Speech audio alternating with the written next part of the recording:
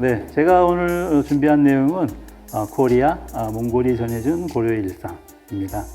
그래서 우리가 요사이 역사, 철학, 문학 관심들이 많으신데 특히 역사 분야에서는 우리나라 경우에 조선은 또 가까운 시대라서 또 관심을 갖고 또 신라는 또 통일했다고 하니까 또 삼국시대의 주체 세력이라서 관심이 많고 또 고구려는 또 기상이 뛰어나다 해서 관심이 많고 한데 고려에 대한 관심이 그렇게 많지 않은 것 같았습니다. 그래서 또 여기 지금 파주라고 하는 이 지역이 제가 봤더니 개성까지 거리가 한 25km이고 서울까지 거리가 40km예요. 그러니까 아마 이게 고려시대 같았으면은 여기 파주는 아마도 개성의 생활권이었지 않나 하는 생각이 들었습니다. 그래서 우선 우리 코리아라고 할 때 우리가 많이 이제 다들 알고 있지만 우리나라를 왜 코리아라고 하는지에 대해서 먼저 살펴보도록 하겠습니다. 여러분들 여기 지금 보시면은 우리 대한민국이라고 할 때 리퍼블릭 오브 코리아라고 하면은 그러면 고려공화국이라고 해야 되죠. 만약에 우리가 대한민국이면은 리퍼블릭 오브 대한 아니면 그레이트 한 이렇게 해야 되죠. 그러니까 이건 북한도 마찬가지예요. 그렇죠? 북한도 데모크라틱 피플스 리퍼블릭 오브 코리아. 그래서 우리 남한이나 이제 북한이나 북호를 다 외국 이름은 고려를 쓰고 있다 하는 것이죠. 근데 현대 이름은 우리가 이제 한국이라고 하고 대한민국이라고 하고 이제 북한에서는 이제 조선이라고 하는 것이죠.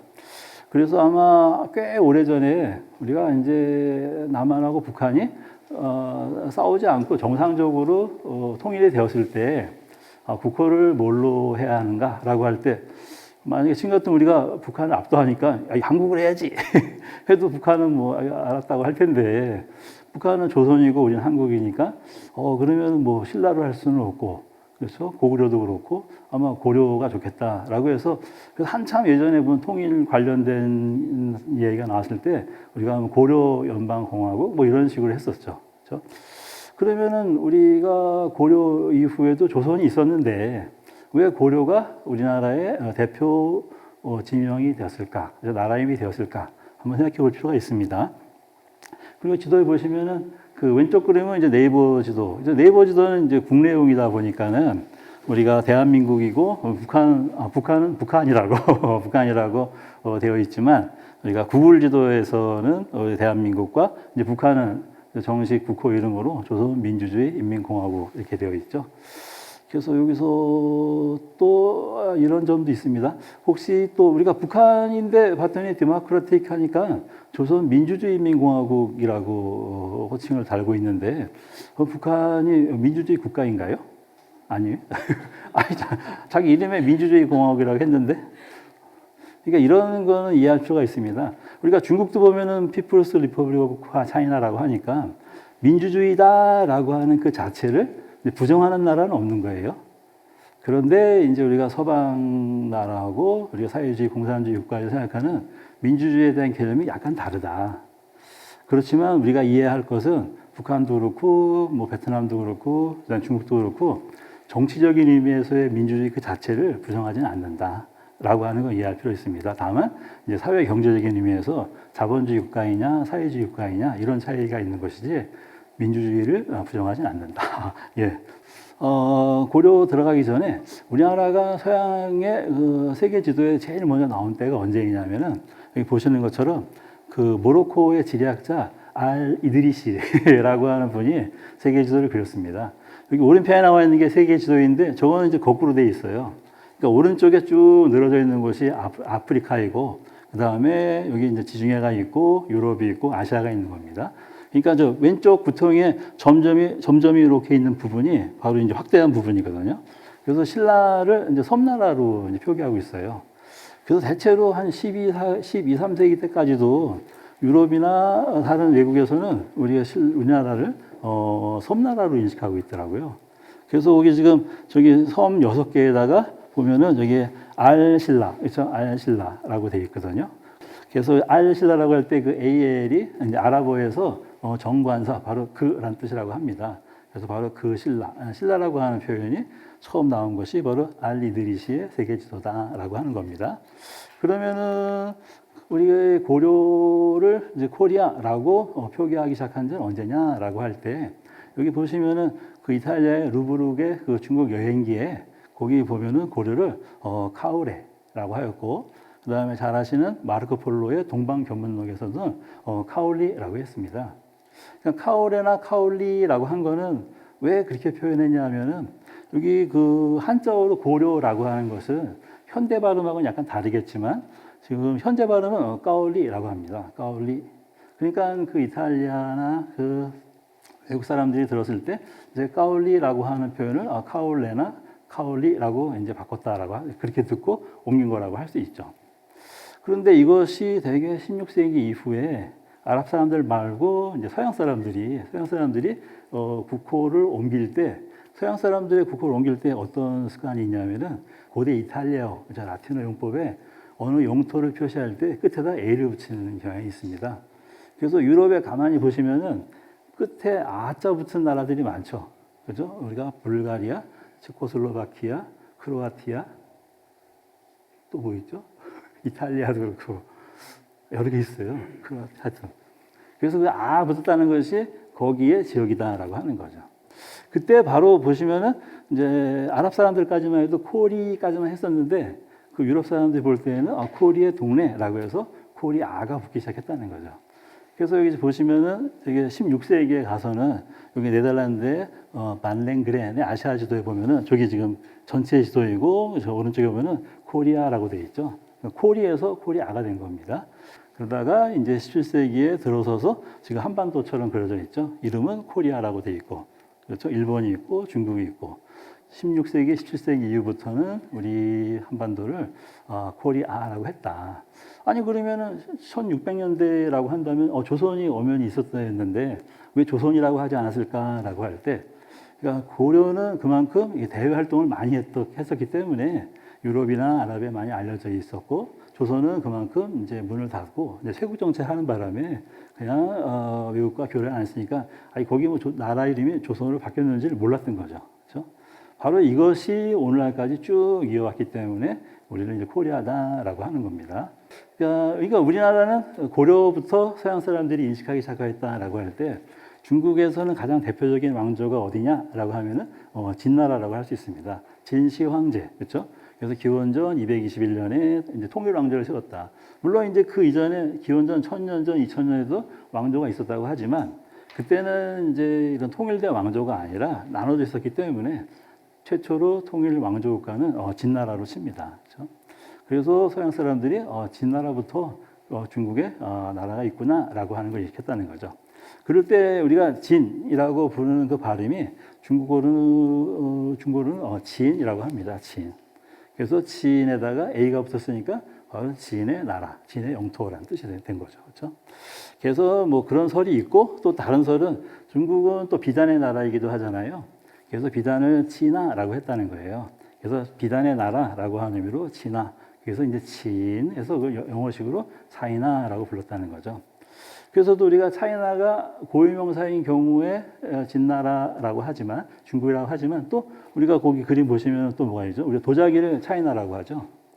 그러니까 아마도 도자기라고 해야지 독이나 자기라고 해야지 왜 그걸 나라 이름을 붙였는가 아마 제가 추측하건데 그렇죠. 차이나에서 온 그 정말 좋은 거 차이나 그렇죠. 이게 이제 보통 명사가 그런 식으로 만들었다는 거죠. 그래서 우리가 우리나라나 중국 같은 경우에는 그렇게 그릇이 그렇게까지 사실은 뭐 예술품이긴 하지만은 존중되지 않았다고 할 때 서양은 중세 때까지만 하더라도 이 중국의 이 도자기에 대해서 정말 진심이었거든요. 그래서 웬만큼 큰 거 하나는 대개 한 1000만 원 정도씩 했다고 해요, 지금으로. 그래서 왕 같은 경우에는 그런 도자기를 뭐 자기의 도자기 방을 만들어서 몇만 점씩 갖다, 그렇죠? 그래서 도자기 그 자체가 이제 금값이다라고. 그래서 결국은 1709년인가요? 독일에서 도자기를 재현해내죠. 그래서 우리가 차이나라고 할 때 그게 바로 진의 나라 또는 비단의 나라라는 뜻이고, 그 다음에 또 참고로 보시면은 우리가 제국주의 시절 때 일본에서를 중국을 진화라고 불렀죠. 그러니까 그때 진화라고 부를 때 그러니까 CHI까지가 지고 A까지가 나란 말이죠. 그러니까 원래는 사실은 진아라고 해야 되는데 지하고 나. 근데 거기에는 여기 그림에도 보시는 것처럼 저 중국 병사가 굉장히 싫어하죠. 저 일본 사람들이 진아 이렇게 얘기하니까.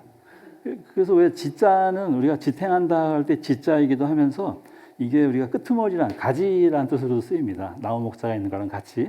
그다음에 나자는 바로 이것이 아니라 저것이란 뜻이에요.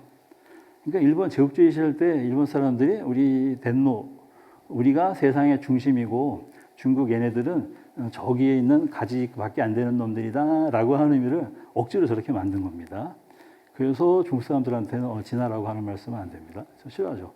또 그런 반면에 보면은 야, 우리 중국이라고 불러줘야 돼 하지만 중국 역대 왕조 가운데에서 중이었던 나라는 없죠. 저 주나라, 진나라, 한나라, 위진남, 북절 할 때 다 뭐 하나씩 다 있고 그 다음에 당나라, 송나라, 그렇죠?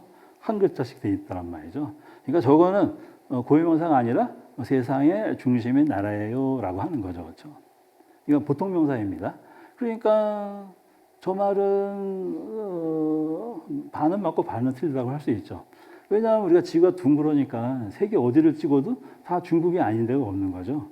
근데 혹시라도 만약에 문화나 역사 방면에 있어서 중국이 세계의 중심이었냐라고 할 때는 그거는 맞다라고 할 수 있습니다. 최소한 언제까지냐면은 그렇죠. 중세 이전까지는 아니면 좀 더 넓게 보면은 저 아편 전쟁 이전까지. 근대 이전까지는 중국이 최고였다라고 할 수 있죠. 그렇죠?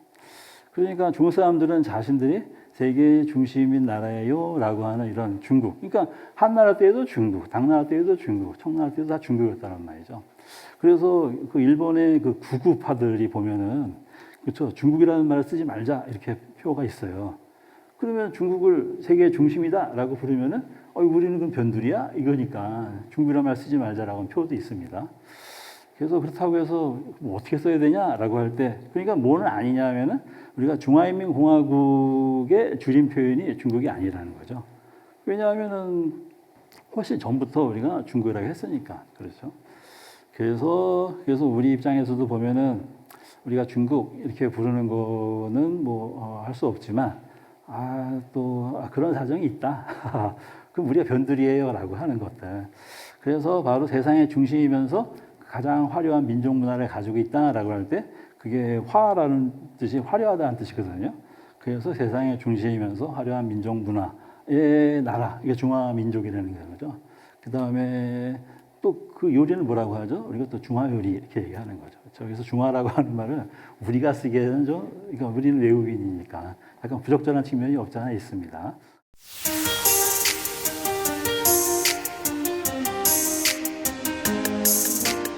한자어로 보면은 몽골이 아니라 몽고라고 되어 있죠. 근데 몽 할 때는 저게 목매하다 할 때 약간 어리석다라는 뜻이고 이 고자는 보면 옛날이라는 뜻이잖아요. 그러니까 나라의 이름으로 몽골 사람들이 자기들 보고 아주 목매하면서 옛날이에요라고 썼을 리가 없는 거죠. 저거는 중국 사람들이 몽골 사람들을 폄하하기 위해서 그렇죠. 그래서 우리가 중국의 역사를 놓고 보면은 우리가 서쪽과 북쪽과의 이런 끝없는 유목민족들과의 끝없는 이 투쟁을 통하여서 역사가 이루어졌다라고 볼 수 있습니다. 그러니까 중국이 결국은 중세 때까지만 하더라도 세계 1등 국가였다가 근대 산업 국가로 발전하지 못한 이유가 어디 있을까요? 그건 바다로 진출하지 않아서라고 할 수 있습니다. 우리가 근대 이후의 산업 국가들이 보면은 그렇죠. 우리가 어떻게 시작하죠? 포르투갈, 스페인, 네덜란드, 영국, 지금의 미국도 그렇지만 다 해양 국가들이란 말이죠. 바다를 지배하는 자가 세계를 지배한다. 이거 누가 한 말인가요? 제가 지금 방금 한 얘기입니다. 예전에 보면 하늘을 지배한다고 했지만 하늘은 아무래도 한계가 있어요. 그렇죠? 뭐 많이 실을 수도 없고 빨리 갈 수도 없고 근데 바다는 짐도 많이 실기도 하고 세계 어디를 마음대로 통할 수 있으니까 그래서 결국은 중국이 해양 국가로 나가지 못하고 북방에 있었던 유목민족들을 대항하느라고 바다를 진출하지 못한 겁니다. 그래서도 활용하지 못한 지역이 어디라고 할 수 있냐면은 우리가 상해라고 할 수 있습니다. 우리가 상해 보면은 우리가 윗상자에다가 바다 해자를 쓰죠. 그게 이상하지 않은가요? 그 상해는 아무래도 중간 이하인데 하해라고 안 하고 왜 상해라고 했을까? 그럴 때 우리가 상자는 명사로 쓸 때는 위, 아래, 위이지만 우리가 서울 간다고 할 때 뭐라고 하죠? 상경한다고 하죠? 이 상자가 간다는 뜻이 있습니다. 바다로 가는 바다로 간다. 그렇죠? 양자강을 타고 바다로 가는 그쪽에. 그래서 중국이 그 상해나 남경 같은 그 남쪽의 도시에서 계속 발전했었어야 하는데, 그렇죠? 이 북방의 북경으로 수도를 정하면서부터, 이게 언제? 우리가 몽골 원나라 때부터 명나라, 청나라. 그렇죠? 그래서 발전을 하지 못하고 세국 정책을 펴오다가 결국은 아편전 이후에 중국이 이제 커다란 시련을 겪었다라고 할 수 있습니다. 그래서 우리가 몽고라고 하는 표현 그 자체는 중국식의 몽골리아를 이제 폄하하는 표현이고, 실제로는 몽골리아 이렇게 얘기해야 한다는 거죠. 그래서 그걸 줄여서 이제 몽골이라고 하는 겁니다. 그렇기도 하고, 그 중국어 혹시 배우신 분 있으신가요? 중국어에는 그 받침 발음이 없어요. 그러니까 N하고 NG를 빼고 받침 발음이 없어요. 그러니까 무슨 말이냐면 우리가 1, 2, 3, 4 할 때 중국 사람들은 2, 2, 3, 4 이렇게 합니다. 그래서 중국에 처음 갈 때 이게 헷갈려.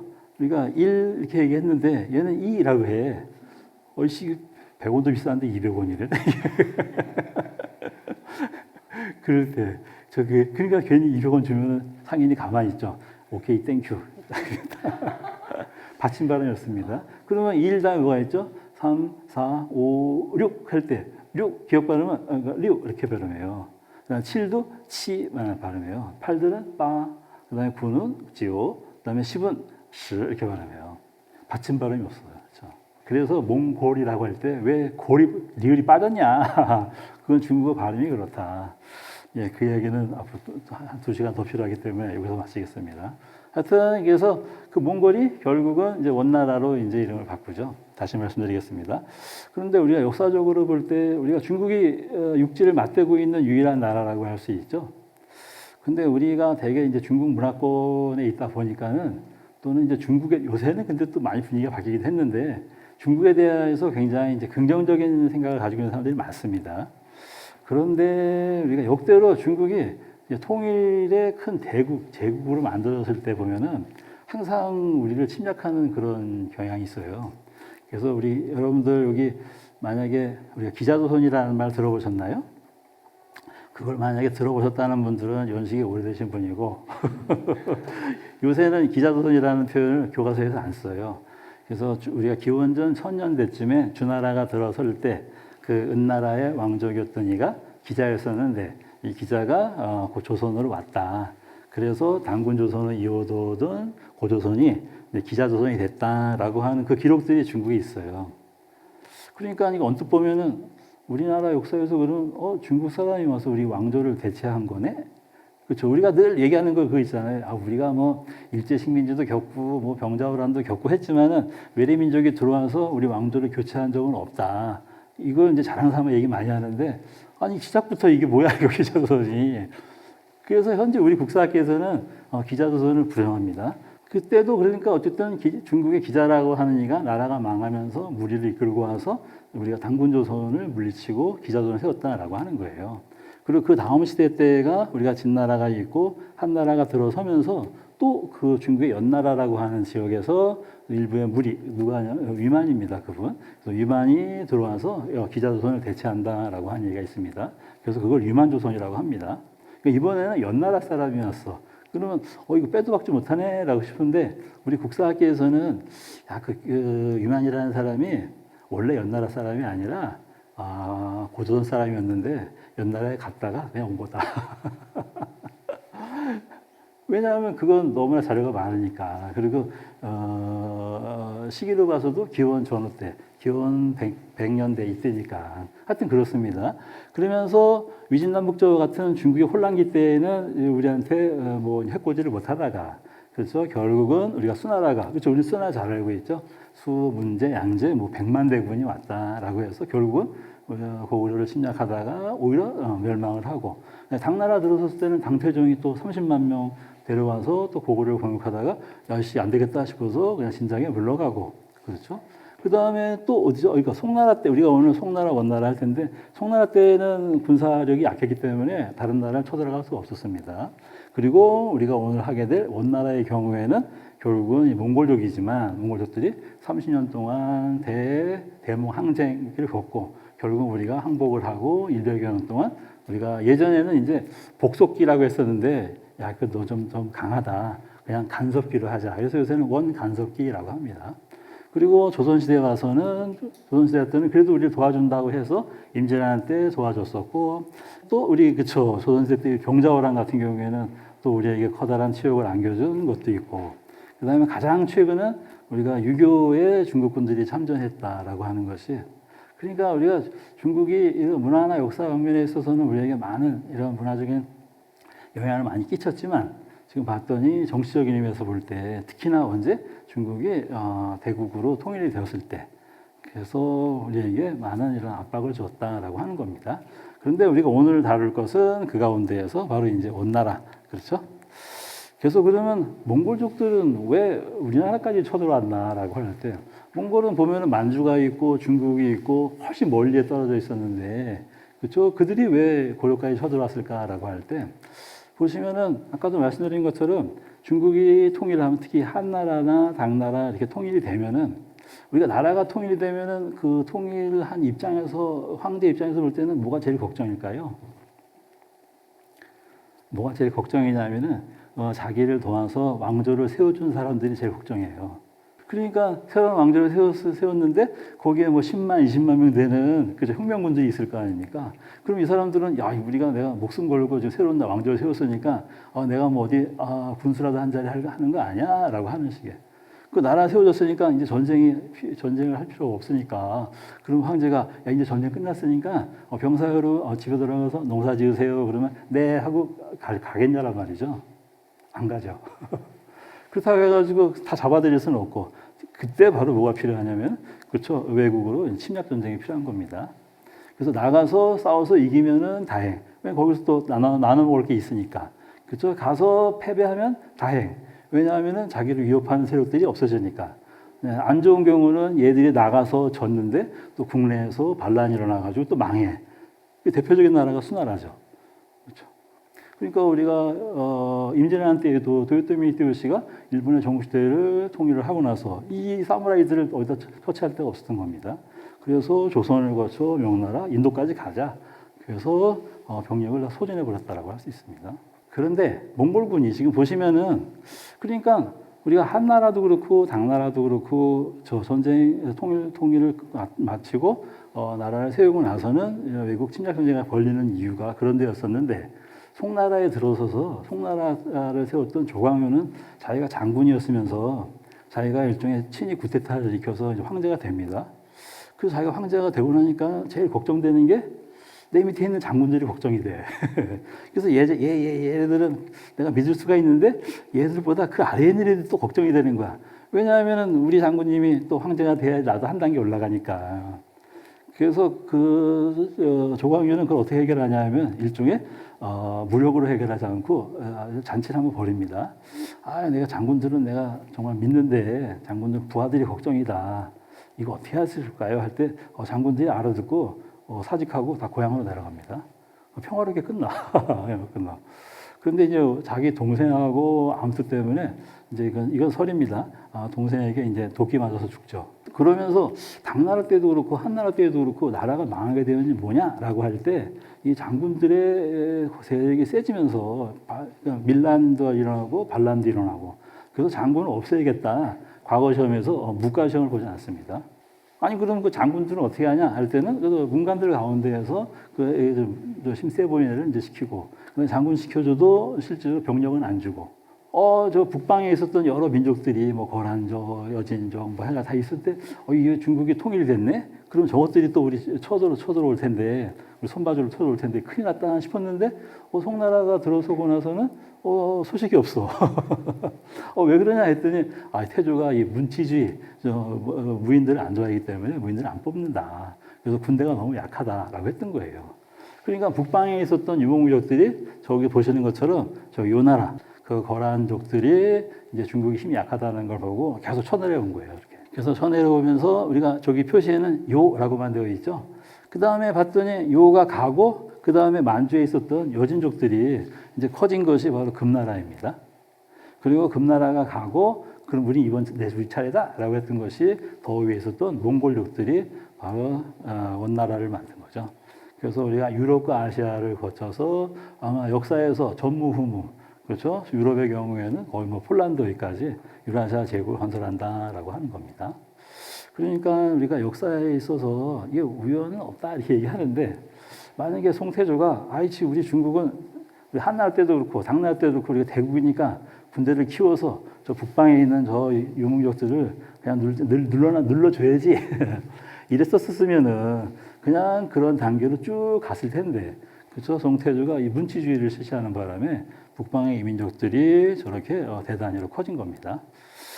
그래서 결국은 사실은 우리와 관계가 있지만은 결국은 이 원나라가 유럽과 아시아를 잇는 제국을 건설하면서 중국이 가지고 있었던 여러 가지 비기들, 그죠, 시크리트 뭐가 있냐면은 중국의 4대 발명품 뭐가 있죠? 종이, 인쇄술, 나침반, 화약.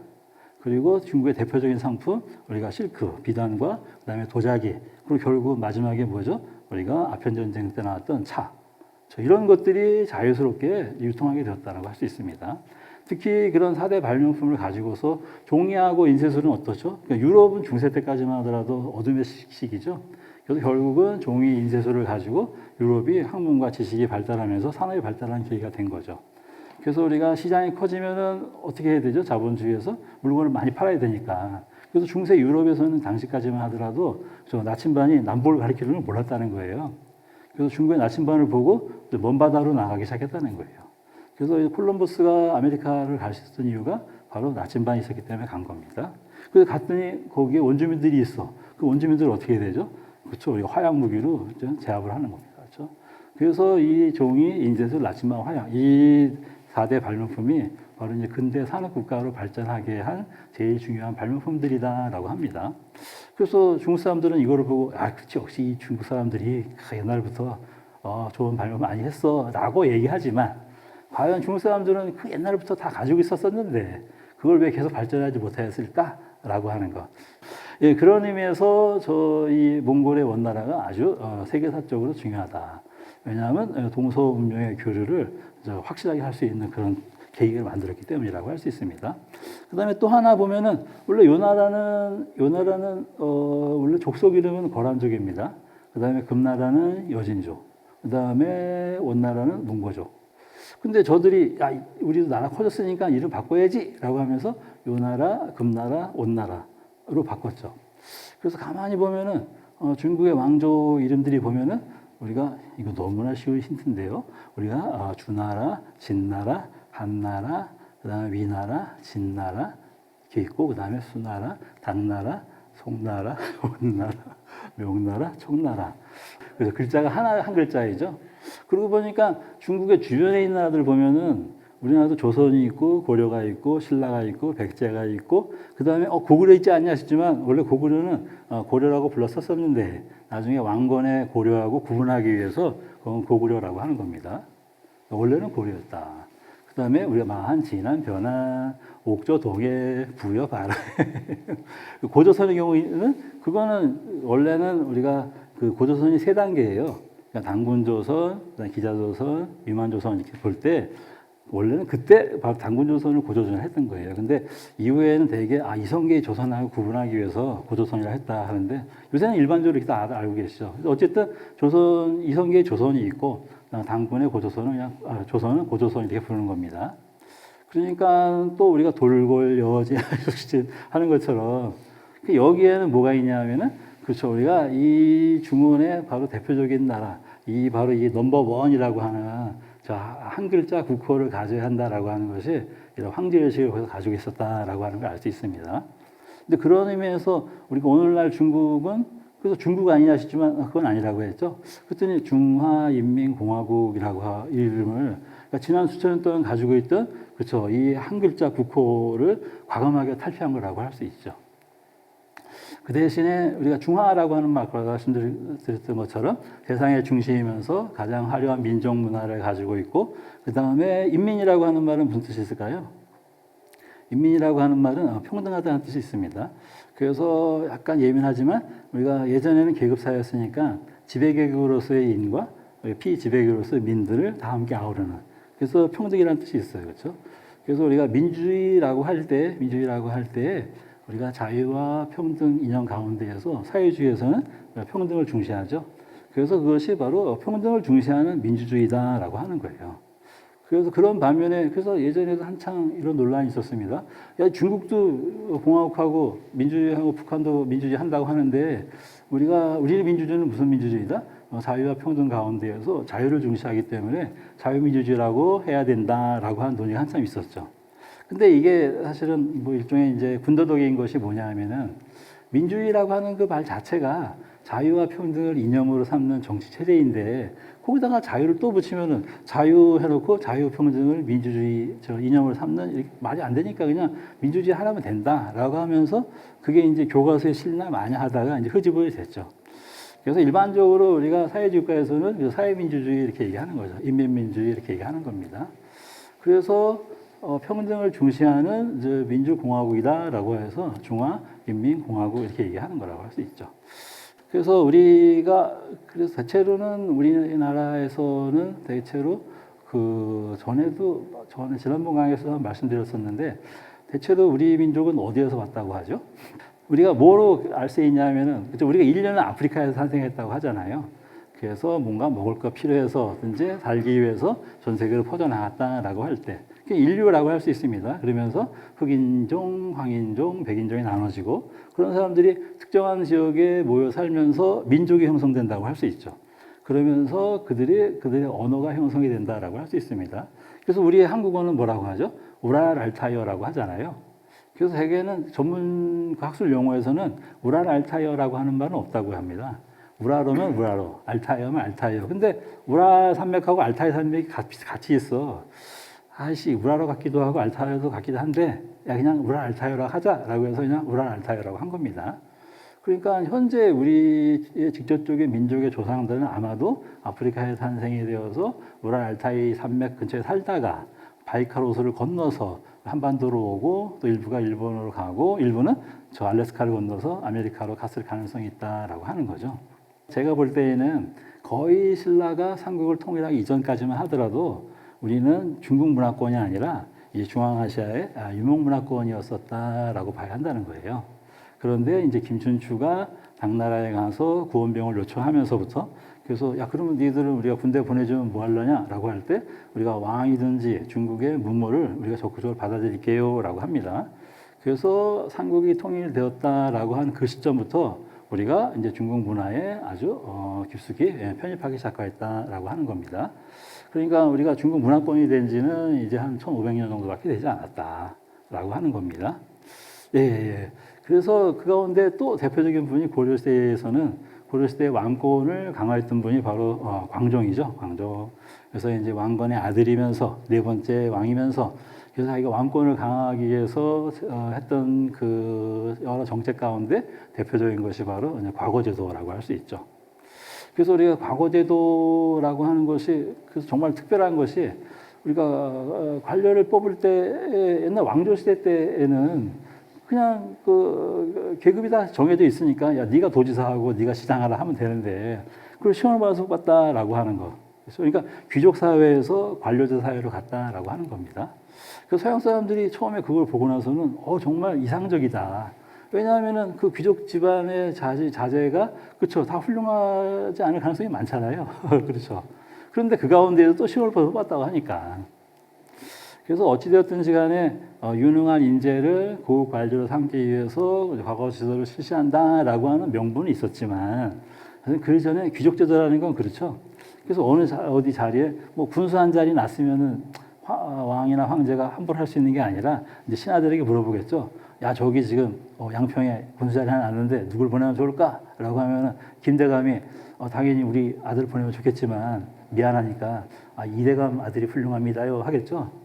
그 다음에 또 여기 의정부에 또 군사에 또 났어. 그럼 이번에는 그렇죠 이대감 아들이 이대감이 김대감 아들이 훌륭합니다요.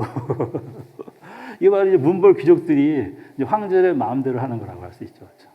근데 그런 걸 막기 위해서 바로 황제가 자기 사람들을 능력 있는 사람들을 뽑기 위한 제도가 바로 과거제도라고 할 수 있습니다. 근데 거기까지는 좋은데 우리가 이 관료제도, 이 과거제도에서 가장 병폐는 뭐냐면은 그 관리가 되고 나서 그 다음에는 뭐가 되냐면은 정치가가 되죠. 그렇죠. 그때는 뭐 관리할 일도 별로 없으니까. 근데 정치 살려면 뭐가 필요하죠? 우리가 돈이 필요하고 인맥이 필요해. 그러니까 우리가 특히 우리나라나 중국도 그렇지만 이 관리들 중에 이 부정부패하는 관리들이 많습니다.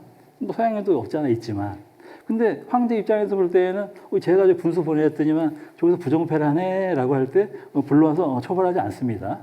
왜냐하면은 귀족들과 상대해서 제가 우리 편 싸울 애들인데 웬만하면 다 봐준다는 말이죠.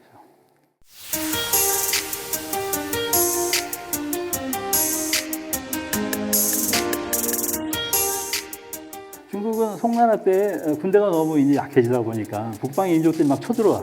왜 쳐들어올까요? 요거 이걸 못했네요. 왜 쳐들어올까요? 북방의 유목족들이 북방 유목민들은 농사를 못 짓잖아요. 그렇죠. 그리고 거기서는 맨날 그 양꼬치 먹고 맨날 샤브샤브 고기는 실컷 먹어. 근데 식물을 먹어야 되잖아요. 그렇죠. 근데 중국 입장에서 볼 때는 식물은 농작물로 많이 자라고 그 대신 중국에서도 말이 필요하죠. 왜냐하면 장군들 뭐 관리들 말을 타야 되니까.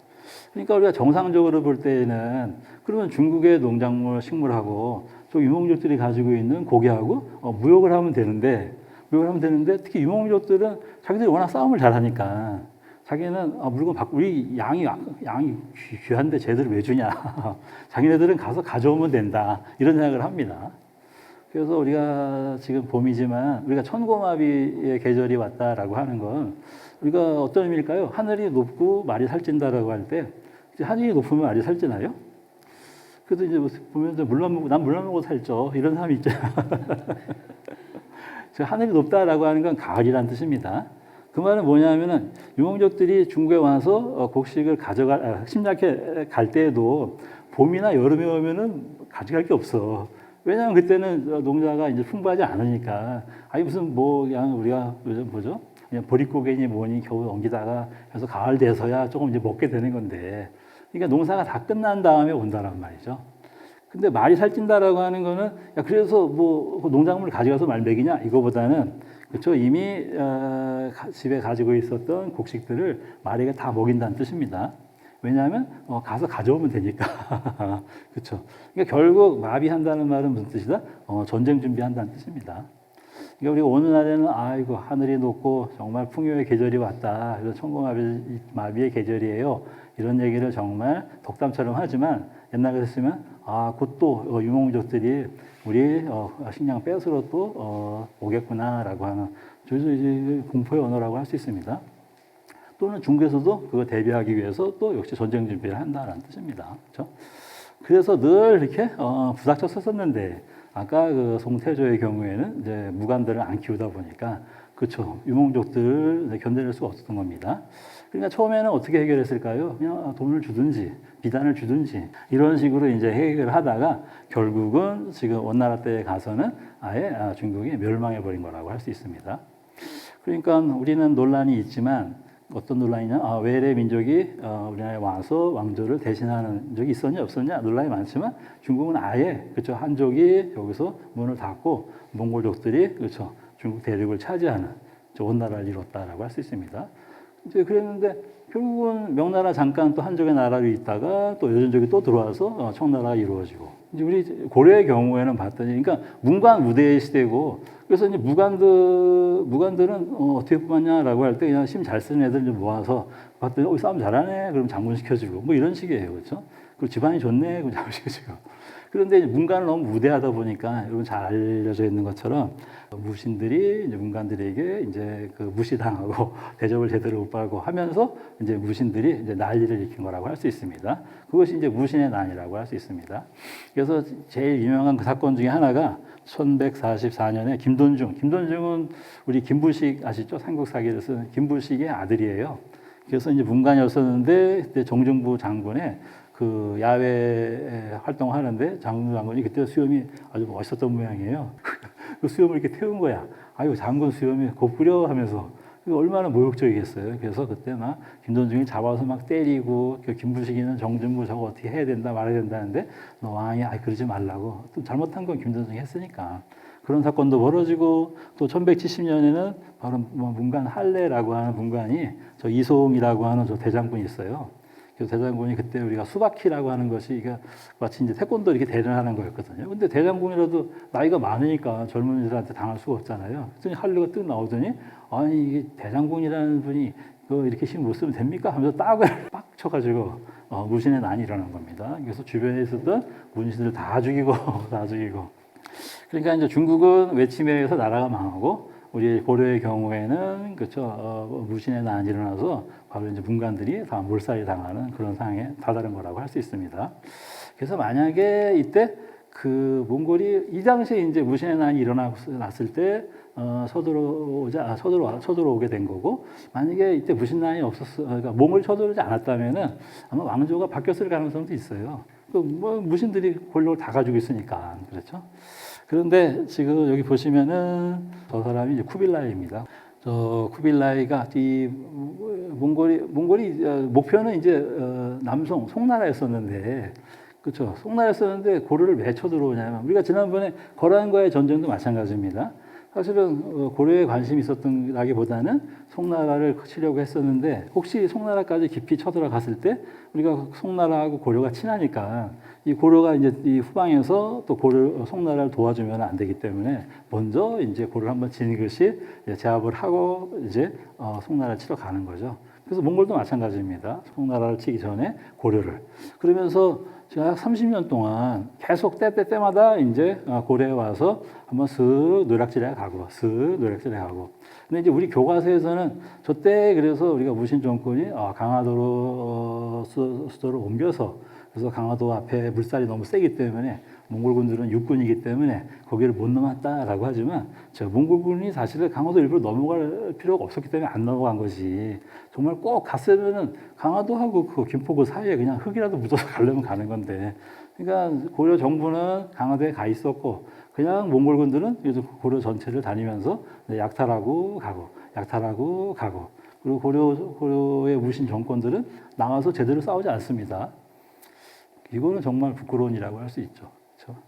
그리고 고려의 왕실에서는 바다를 통해서 세금을 뜯어가고, 그렇죠?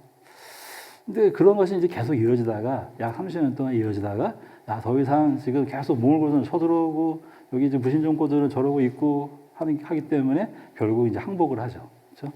그래서 항복을 한 사람이 누구냐 하면은 바로 고려에 고종이 있고 그 다음에 원종이라고 하는데 고종의 아들이 있어요. 그래서 고종의 아들이 그 몽골 황제에게 가서 그렇죠. 거기서 데칸이라고 하죠. 그때 몽케 데칸이었었는데 몽케 데칸에게 항복하러 가자라고 이제 말 타고 이제 간 겁니다. 그런데 막 항복하러 갔는데 몽케 데칸이 죽은 거예요. 그래서 항복해야 되는데 그러니까 다음에 황제할 분이 누구냐라고 봤는데 그때 몽케의 막내죠 아리크라고 하는 막내가 있었어요. 그 막내가 그 대권을 차지할 예정이다라고 했다는 거예요. 근데 여기서부터는 그 역사 사료에 나오지 않는 겁니다. 그래서 그러면 그 다음 대칸이 될 아리크에게 가서 항복을 해야지라고 했는데 아리크는 항복을 받지 않았다는 거예요.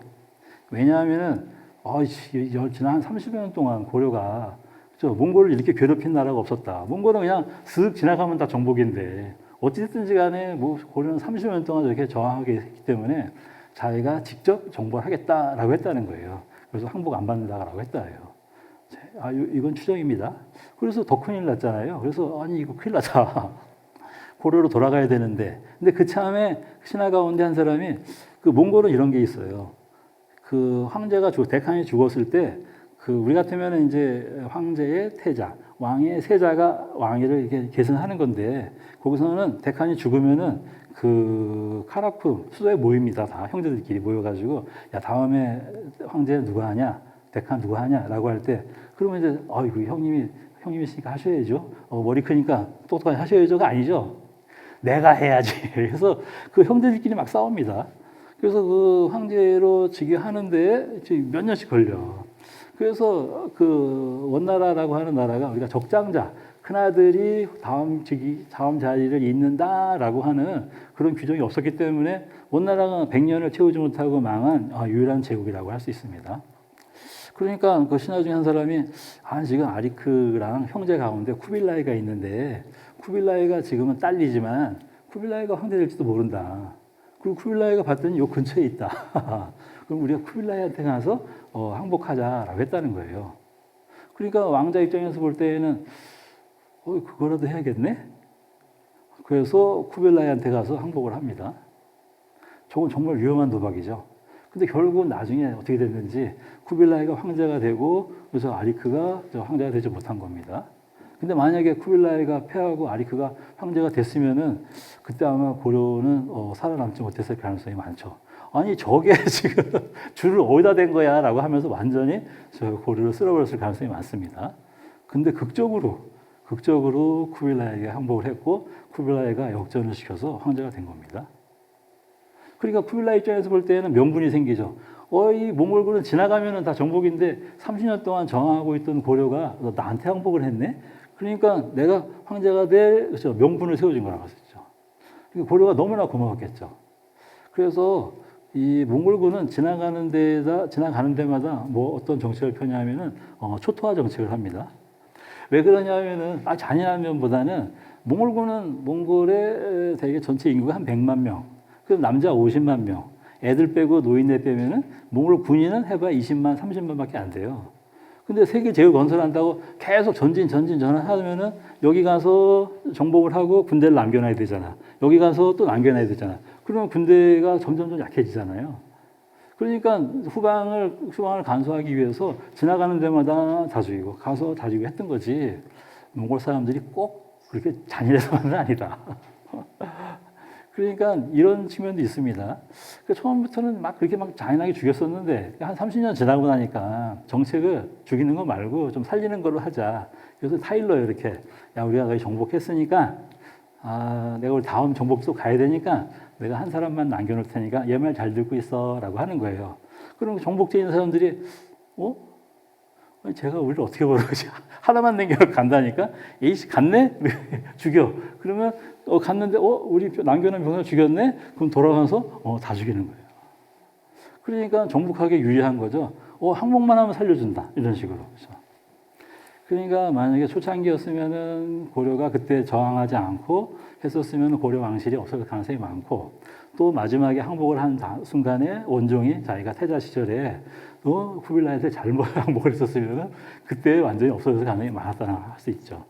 그래서 보시는 것처럼 쿠빌라이가 우린 기본적으로 정복을 한 나라들은 다 왕실도 없애고 풍속 다 없애고 다 몽골식으로 살아가야 된다라고 하는 규정이 있었는데 니네 고려 왕실만큼은 살려주고 고려 사람들의 변발이든지 자기들이 있는 호복 이런 것들은 안 해도 된다라고 약속해 줍니다. 그래서 그거를 불개토풍, 그렇죠? 너희의 풍습을 바꾸지 않아도 된다라고 해줍니다. 근데 그게 아니라 그렇지 않았는데 왜 그러냐면은 오히려 고려 왕실에서 이번 기회에 확실하게 우리가 살아남아야 된다라고 하여서 몽골 황실에다가 우리가 부마국이 될게요. 공주님 보내주세요라고 합니다. 그래서 우리가 교과서에서 볼 때는 우리 몽골에서 야만족들이랑 우리가 이제 왕들이 결혼했네. 모욕스러워 이렇게 생각하지만 몽골 황실에서는 고려 쟤네들이 어떻게 몽골 황실의 일원이 된다고 하지? 라고 하면서 허락하지 않아요. 여러 가지 이유가 또 있지만 그래서 5년 동안 허락하지 않아요. 그리고 5년 만에 허락하고 공주는 3년 있다 와. 그때서야 허락을 해줘요. 그래서 오케이 땡큐 하고 나서 왕이 직접 변발하고 변복합니다. 그래서 신하들 가운데에서 변발 안 하고 그러니까 몽골식 복장 안 입고 온 사람들은 집에 가라 그래. 왕이 직접 우리가 강제로 한 게 아니에요. 그런 것들. 왜냐하면 살아남기 위해서. 그래서 살아남았죠. 그래서 바로 여기 지금 보시면은 몽골 이전에도 우리가 이렇게 문물을 전수받은 것 중에 대표적인 것 중에 하나가 아까 말씀드렸죠. 맨 위에 하는 게 종이, 인쇄술, 나침반, 화약. 이것이 바로 중국의 고대 4대 발명품이고 중국의 대표적인 상품이 바로 실크, 그 다음에 도자기, 그 다음에 차입니다. 그렇죠?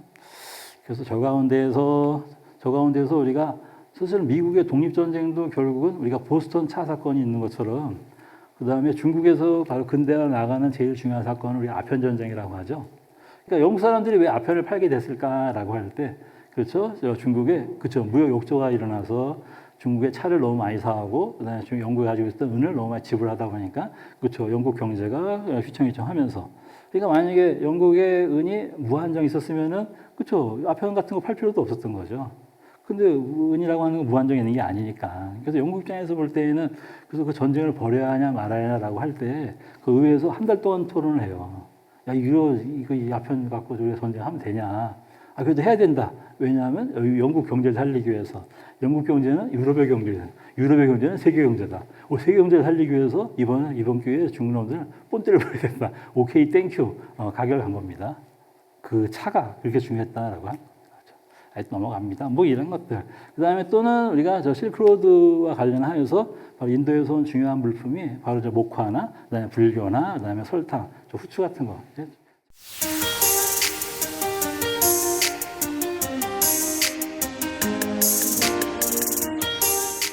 그러면 몽골이 고려에서 수십여 년 동안 있어 오면서 요새 교과서에서는 이제 간섭기, 복섭기라고 할 수 있는데, 이제 몽골이 이제 고려를 다스렸다고 할 수 있습니다.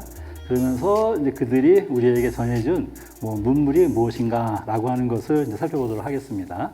그래서 여기 지금 보시면은 우리가 충선왕이라고 하는 이가 어떤 이냐면 아까 그 쿠빌라이에게 가서 항복했던 그 사람이 이제 원종이고 그의 아들이 충렬왕이고 그의 아들이 바로 충선왕입니다.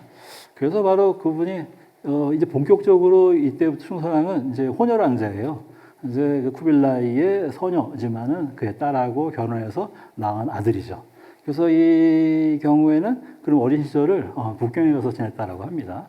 그리고 이제 기록에는 어떤 얘기가 많이 나오냐면은 이제 쿠빌라이가 이제 외손자를 본 거 아니에요. 그래서 쿠빌라이가 굉장히 이제 사랑했다라고 합니다.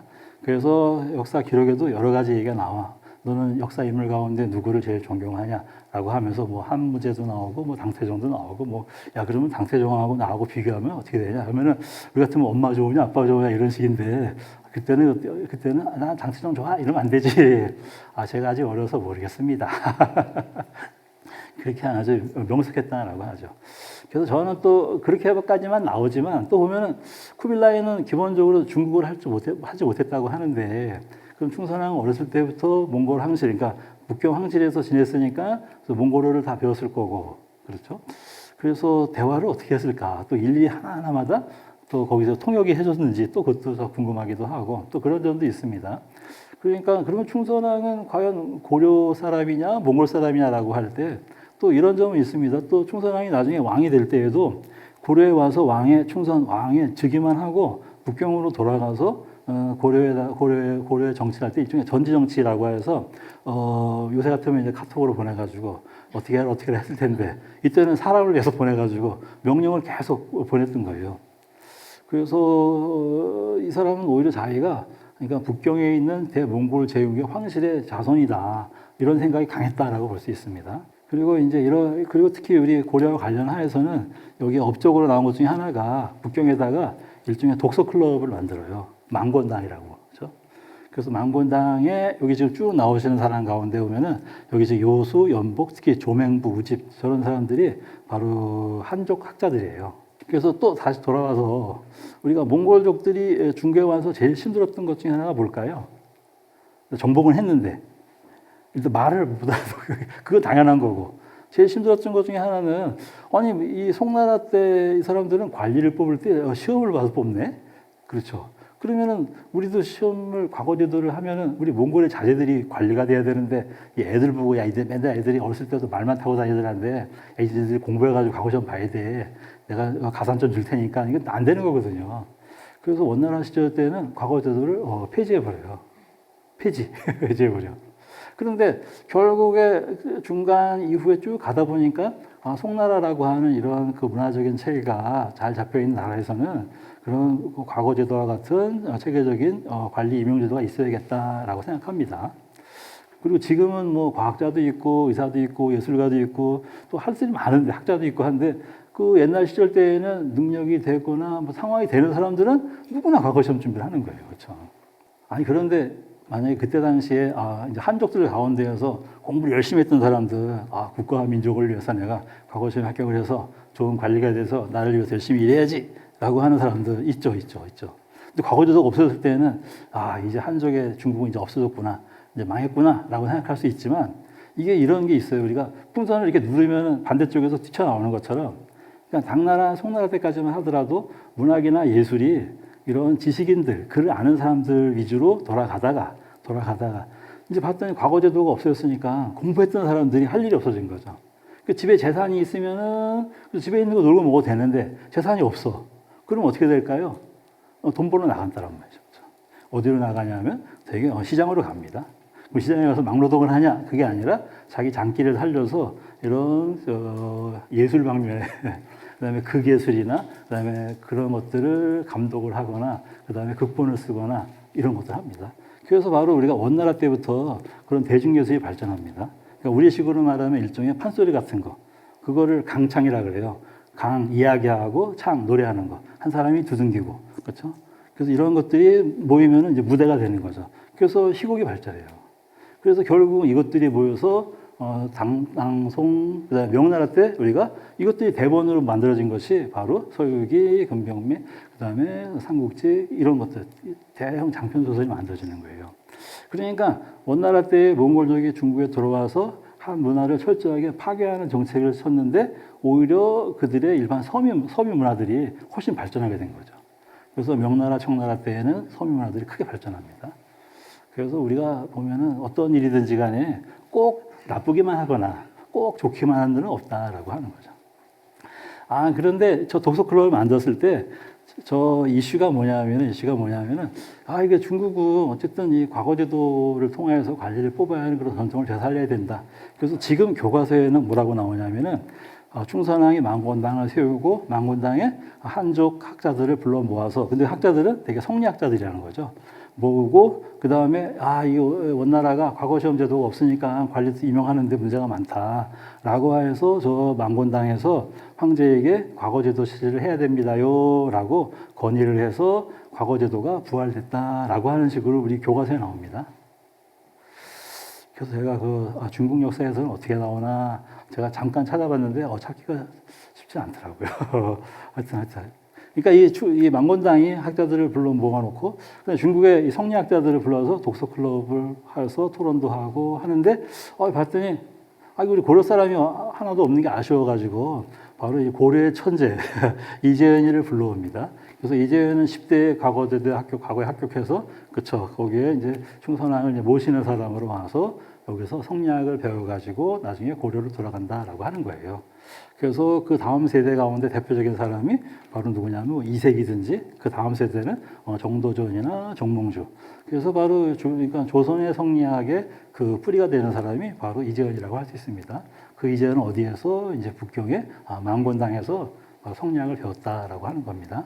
근데 충선왕이 나중에 그 정치적으로 핍박을 받으면서 저기 티벳으로 유배를 가요.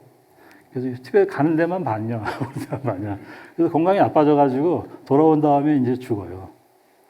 그리고 이제 처음에는 정치적으로 이제 힘을 많이 발휘했었는데 거기서 그 왕자들끼리 거기서 치고받고 싸우는 데에서 문제가 생기는 바람에 거기서 이제 유배도 가고 정치적으로 입지도 이제 없어지고 그래서 이제 나는 그래서 전에 망곤당이 북경에 어디 있을까 했는데 우리나라에서 망곤당 그러면 무슨 빵집만 나오고 그냥 그래서 근데 북경에는 어떤 분이 그 블로그에다 올렸어. 여기가 충선왕이 망곤당을 세웠던 집터예요라고 해요. 근데 집터가 아니라 지금 북경에 그 호수가 있는데 여기가 거기라는 거야. 근데 왜 호수인데 제가 보니까는 충선왕이 이제 유배당할 때 일종의 역적이 된 거 아니에요. 되게 역적의 집들은 거기를 없애고 바로 호수, 연못을 만든다라고 하는 설이 있거든요. 그래서 제가 이제 거기 가서 한번 확인해 보려고 하는데 어쨌든 그래서 북경에 저 터가 있을 거란 말이죠. 그래서 이제 문제는 저기 지금 우리 교과서에서 나온 것처럼 이제 저기 몽골식 복장을 하고 머리도 저렇게 그렇죠 변발하고 있었다. 그리고 자신이 고려인인지 몽골인지 이런 국가적인 정체성도 약간 애매한 분위기에서 했다라고 하는 겁니다.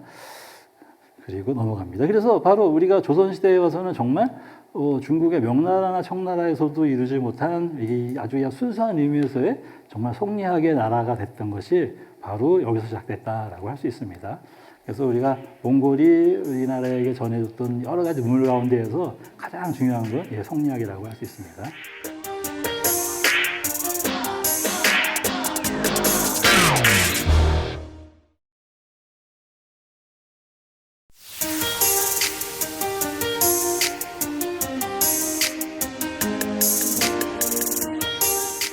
그래서 우리 만두는 일반적으로 잘 알려져 있기로는 삼국지에 나오죠. 그래서 삼국지의 제갈량이 우리가 남만 오랑캐를 뭐라고 하냐면 남만족이라고 하죠. 그러니까 동이, 남만, 서용, 북적할 때. 그래서 제갈량이 이제 군대를 이끌고 막 가는데 그 맹획을 잡으러 가는 얘기가 나와요. 가는데 그 지역에 사람들이 사람을 산채로 강에다가 재물을 막 빠뜨려 죽이는 거야. 그래서 왜 죽이냐 그랬더니 이 강에 있는 귀신을 잘 달래드려야 된다라고 했다는 거예요. 그래서 제갈량에 가보니까 이런 야만인들이 봤나.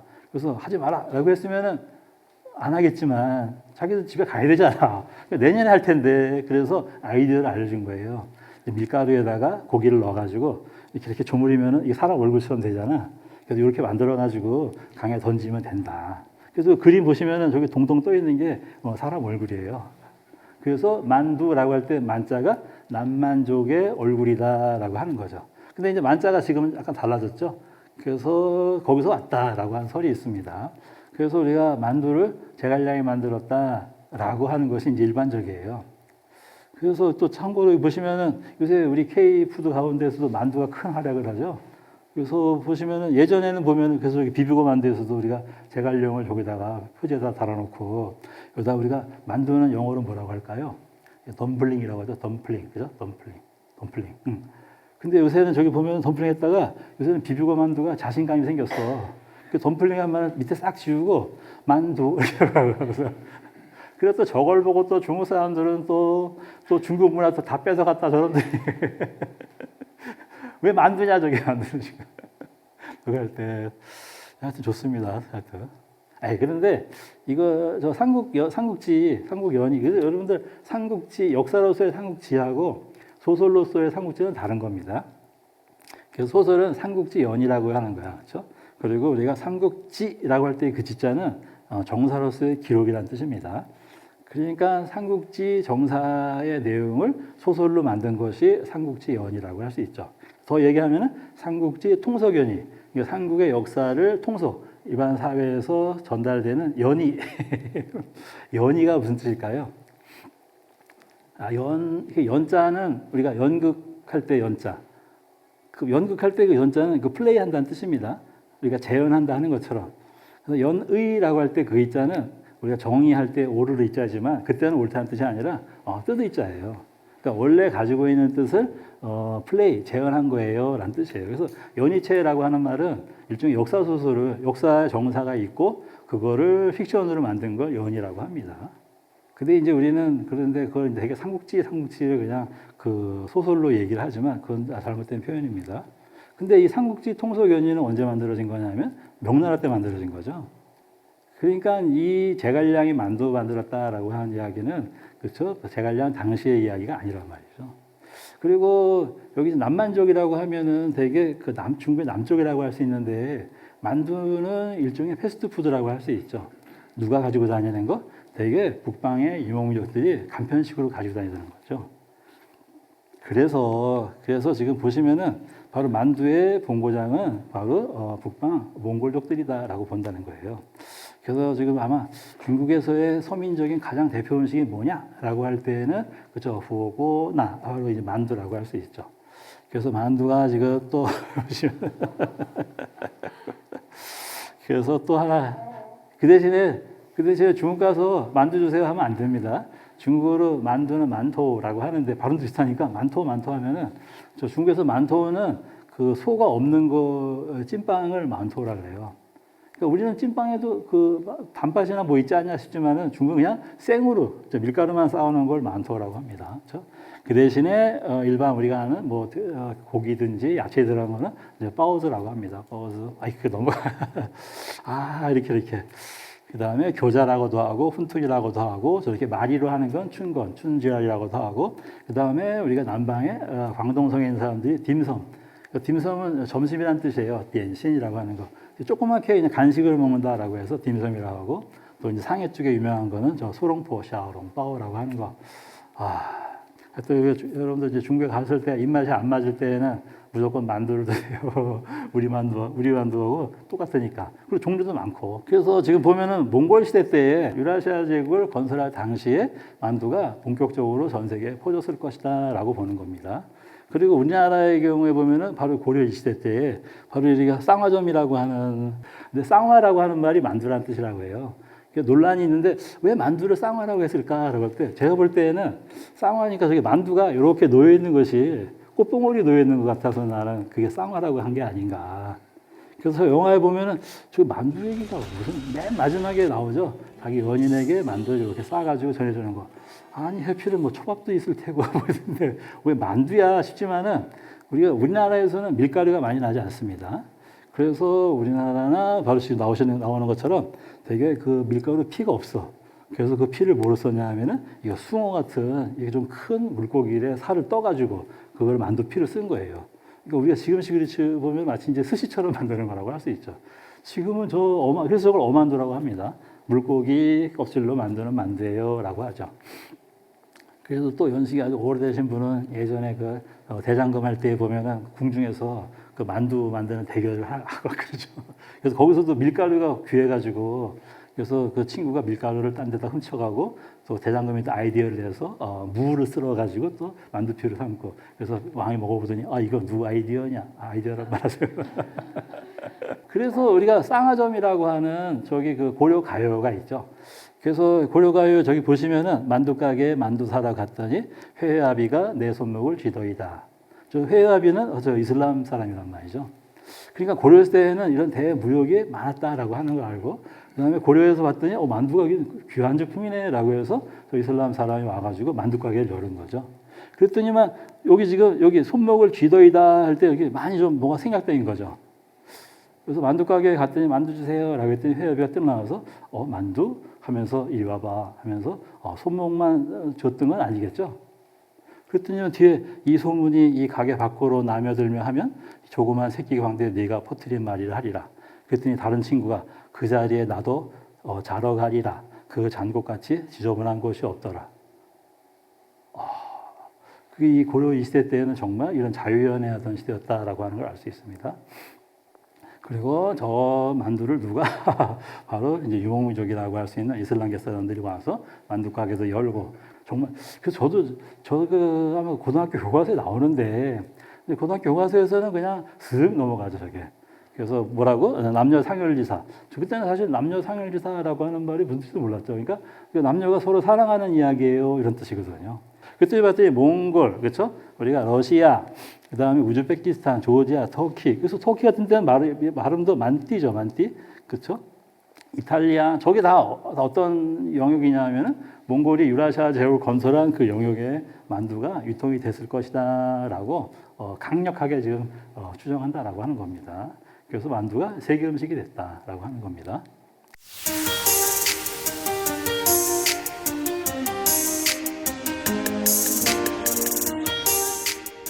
그다음에 또 하나는 이제 소주죠. 소주가 아니라 소주. 소주라고 하는 말은 불에 끓인 술이에요라는 뜻입니다. 그래서 우리가 술을 만드는 방법은 이제 두 가지죠. 우리가 과일이나 곡식을 발효시켜서 만드는 술은 발효주. 우리 대표적인 게 우리 막걸리죠. 그리고 막걸리를 끓여서 거기에 증기를 모은 술. 그걸 뭐라고 하냐면 증류주라고 하죠. 그러니까 만드는 방법에 따라서 발효주와 증류주가 있는 겁니다. 그러니까 발효주는 대표적인 것이 막걸리, 포도주가 있는 거고, 그 다음에 증류주는 우리가 서양의 위스키도 그렇고, 그 다음에 포도주에 꼬냑이 그렇고, 그렇죠? 그런 것들이죠. 근데 여기 보시면은 이 소주를 끓여가지고 그 증류수를 만든 건 누가 만들었다? 유목민족들이 만드는 거예요. 유목민족들이 왜 만들었냐 하면, 그렇죠. 우리가 술은 이제 곡식을 끓여서, 우리 막걸리가 그런 문제가 있잖아요. 이게 금방 쉬어버려. 그렇죠. 그리고 너무 양이 많은 거야. 무겁다란 말이죠. 그래서 덜렁덜렁 들고 다녔었는데 몽골 사람들이 저기 아랍에 가봤더니 그 발효주를 끓여가지고 저렇게 증류주와 모아서 이게 도수가 이제 높아지죠. 한 번 더 끓이면은 그게 한 80도까지 간대요. 그건 거의 이제 독약에 가까운 거라고 할 수 있죠. 80도면. 그래서 그 술을 뭐라고 하냐면 아라크라고 지금도 팝니다. 저게. 아니 저기 이슬람 여기서는 술을 금지하지 않나? 그거는 이제 이슬람이 생겨고 나서 된 거죠. 그래서 이슬람이 아랍을 정복하기 시작한 때는 대체로 7세기 때이니까. 그래서 저렇게 소주를 만든 거는 메소포타미아 저기서 되게 기원전 3000년대부터 저렇게 발효주를 끓여서 소주를 만들었다라고 하는 기록이 있습니다. 그래서 원래 몽골 몽골 사람들은 저기 오른쪽에 보시면 저게 하얀 막걸리처럼 생긴 것이 바로 이제 말젓으로 만든 발효주죠. 마유주라고 하죠. 마유주. 그렇죠. 그리고 아랍에서는 저걸 끓였다라고 하는 뜻으로 아라크라고 했다는 거예요. 그래서 저거를 가지고 중국과 그 다음에 고려에 전해준 거라고 할 수 있습니다. 그래서 그래서 중국에서의 그러니까 소주는 대표적인 게 바로 뭐라고 할 수 있을까요? 아니, 꼬량주죠, 꼬량주. 그래서 꼬량주도 보시면은 뭐로 만들었냐에 따라서 꼬량, 그렇죠? 수수로 만든 거, 수수를 까오량이라고 하거든요. 그 다음에 꼬량주라고 하고 이거를 끓여가지고 증류했다라고 할 때, 그래서 그거를 빼갈이라고 하는데, 빼갈은 그러니까 표준을 하면 바이깔이에요, 바이깔. 그래서 이 깐했다는 말 자체가 이 건조했다는 뜻이거든요. 그래서 증류했다라고 할 때 바이깔이라고 하고, 그때 백자도 또 우리가 바이주라고도 하죠. 바이주는 꼬량주 보면은 하얗고 투명해. 근데 뭐가 하얘냐 싶지만 사실은 하얗다라고 하는 건 투명하다는 뜻이 있습니다. 그래서 투명한 술이에요라고 할 때는 바이지우라고 하고, 이걸 끓였어요라고 하면 빼갈, 바이깔이라고 하는 거고, 뭐로 만들었니?라고 하면은 수수로 만들었어요. 그러면 꼬량주, 까오량지요 이렇게 하는 겁니다. 다 똑같은 거예요, 그렇죠? 그래서 오른쪽 위에 나오는 것이 바로 이제 꼬량주 만드는 기법이고, 그 다음에 저기 밑에 붉은 수수바, 저 붉은 수수바 영화를 보신 분이 있나요? 저걸 보셨다면 정말 연식이 아주 옛날에는 공룡이 살았다는데, 공룡 시대. 아니, 여기 영화에 보면은 바로 그 꼬량주 만드는 도가에서 그 사건이 벌어지죠. 그래서 저때 이제 일본 군들이 막 중국을 침략하고 그 술 만드는 도가의 일꾼들이 거기서 이제 항쟁을 하고 막 그래요. 근데 또 이런 거 있어요. 중국 가시면은 우리가 중국 최고의 술은 뭐죠? 저 마오타이라고 하죠. 마오타이죠. 그 다음에 뭐 요새는 수정방도 있고, 그 다음에 시진핑 주석이 좋아하는 거 몽시리즈에 몽젤란이라는 것도 있습니다. 근데 그거보다 조금 한 단계 아래 술 가운데 여기 두강주라는 게 있어요. 뚜캉이라는 술이 있습니다. 근데 저 뚜캉이라고 하는 것이 여러분들 우리가 조조의 시대는 언제쯤일까요? 조조의 시대는 조조가 220년에 죽어요. 그 다음에 적벽대전이 208년에 일어나고, 그때 우리 삼국지 역사에는 안 나오지만 삼국지 그 소설에 보면은 그 적벽대전의 전쟁을 치러 갔을 때 마지막 오나라하고 전쟁하기 전날 잔치를 벌여. 그러면서 야, 우리가 승리하고 우리가 통일을 이루자라고 하면서 그 잔치를 벌일 때 조조가 노래를 한번 부릅니다. 저기 단가행이라고. 단가행이라고 하는 말도 행자는 어디 간다는 뜻이 아니라 리듬 가락이라는 뜻이에요. 짧은 노래 하나 부릅니다. 술잔을 딱 잡고, 그래서 여러분들 드라마 이런 데 보면 조조가 수많은 거기 군인들이 있으면서 술잔치를 벌일 때 딱 이 노래를 불러. 내가 한번 불러볼게요. 조조가 딱 들고 또이지우 땅거 렌성지허 하면은, 야, 술잔을 들고 나니까 인생 기하, 인생이 뭐 있냐라고 합니다. 그래서 비루 짜루, 그래서 그다음에 취루 구도, 마치 인생은 아침에 이슬과 같다. 그렇지만 지난달에 고통이 너무나 커. 왜냐하면 저 황건적의 남부터 때까지 미쳐오고 해가지고 싸우고 전쟁하고 했으니까. 그리고 나서는 뭐라고 하냐면 가이땅 이캉 하면 내가 강계하다라고 하는 거 저 도적대들 때문에 너무나 힘들다. 그러면서 요스 난왕이라고 하면 내 걱정거리를 잊기가 너무 어렵다. 그리고 나서 요스 허이 요스 하면 어떻게 내 이 시름을 없앨까? 지금 저 유비든지 그다음에 송공이든 이런 다 처탈해야 되는데 뭐라고 하냐면 웨이요 뚜캉, 야, 오로지 지금 술밖에 없다 할 때 뚜캉 이 얘기가 나와요. 그래서 뚜캉 저 회사에서는 저기 기록에 나오는 꼬량주에 제일 오래된 거다라는 거예요. 근데 말이 안 되는 거죠. 왜냐하면 중국에도 지금 소주가 언제 원나라 때나 들어온 건데 이거는 기원 200년 되니까, 그렇죠. 저건 저렇게 쓰면 안 된다. 그러니까 아마도 저 당시대 때의 중국의 술은 대체로 막걸리에서 아마 청주 정도 왔다 갔다 하는 술일 거다라고 보는 거죠. 그래서 또 우리가 중국의 술 하면 또 누가 생각나시죠? 이태백 달아달아 밝은 달 이태백이 노른다라 하면서 뭐 이태백이 술 300잔을 마셨네 어쩌려는데 꼬량주 300잔 마시면 그건 사망이지. 그건 아마도 청주일 거다라고 하는 겁니다. 달아달아 밝은 달 하면서 이 책이 무슨 남봉꾼처럼 얘기하지만 이게 술이라고 하는 게 어떤 효과가 있죠? 우리 이 사회가 정말 슬프게 하잖아. 그러니까 술이 잔시의 시름을 잊게 해준다는 말이죠. 그리고 이 달이라고 하는 건 뭘 상징하냐면 두루뭉실 원만하다는 거. 그래서 원래 이태백이 능력이 이렇게 뛰어났는데도 그 당시에는 뭘 해야 되죠? 과거 시험을 봤어야 하는데 과거 시험을 한 번도 보지 않습니다. 왜 시험을 보지 않았냐라고 할 때 아마 이태백은 중국 한족이 아니라 저쪽에 중앙아시아계 사람이다라고 지금 알려져 있어요. 그리고 아버지가 장사하던 사람이에요. 장사에 성공했고 중국을 이제 들어왔고 어떻게 뭔가 좀 해보려고 했는데 자기가 상인 집안 출신이고 하다 보니까 과거 시험 볼 때에는 거기 자기 이력을 다 표시하거든요. 그렇죠? 그래서 아예 시험 보지 않습니다. 그 어떻게 했을까요? 이태백은? 이태백은 예전에 그 최배달 영화에 나오는 것처럼 각 도시마다 다니면서 다이다이로부터 옛날에는 이제 그 선비들이 모이면 뭘 하죠? 술 마시면서 시 한 번씩 읊잖아. 그래서 이태백의 그 춘하연 도리 원서에도 보면은 야 우리 형제들아 우리 시 한 번 읊어봐야지. 예전 같으면은 여자 친구들이 야 우리 동창 다 모이니까 뭐야라고 할 때는 요새 같으면은 이 돈을 얼마 가져가야 되지 이러는데 당신은 꼭 뭘 해야 돼요? 그래도 한 두 바퀴 놀아야 되잖아. 나도 선비인데. 그럼 시 한 두어 편 이제 만들어 놓고 한 바퀴, 두 바퀴 돌고 나서 세 바퀴 돌 때, 난 취하네. 그러면서 이제 딱 떨어지는 거란 말이죠. 그때 마지막까지 남은 사람이 이태백입니다. 천재니까. 그런 시름을 잇기 위해서 이 달이라고 하는, 달은 보면 늘 원만한데, 우리가 대단원이라고 할 때 단원이 둥그렇다는 뜻이거든요. 근데 달은 늘 저렇게 둥그런데 이 세상은 너무나 까칠하다는 말이죠. 자기의 그런 심정을 달과 술에 빗대운 것이지 우리가 민요처럼 이태백이 놀던 나라 이가 이태백을 너무 저렴하게 평가한 거다.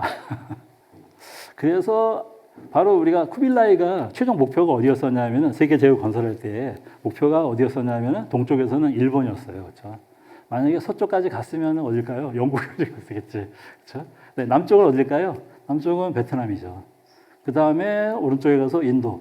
근데 몽골이 정복하지 못한 나라가 일본 못했죠. 왜 못했죠? 그래서 고려하고 연합군이 돼서 일본을 쳐들어갔는데 그 가미가제, 그렇죠? 신풍이 불어가지고 했다. 그것도 또 논란이 많지만 그래서 바다 건너 가느라고 베트남에서는 왜 성공하지 못했을까요? 베트남에서는 거기 밀림지대니까 몽골족들이 말 타고 달리질 못하는 거야. 그다음에 인도는 왜 못 갔을까요? 아이고 히말라야 넘어가야 되는데 말 타고 히말라야 못 넘어갔단 말이죠. 하여튼 뭐 여러 가지 이유 가운데에서 그렇죠.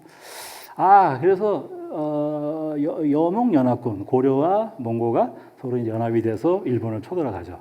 그러니까 일본 사람들은 그거에 대해서 굉장히 이런 트라우마를 가지고 있어요.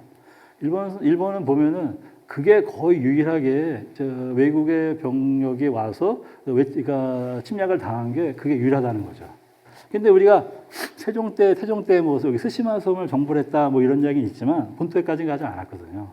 그 수군은 우리 고려가 맞고 그다음에 육군은 이제 몽골족들이 워낙에 기병이 세니까 기병은 육군은 몽골이 맞고 그러니까 이제 고려에 와서 이제 훈련을 했다는 말이죠.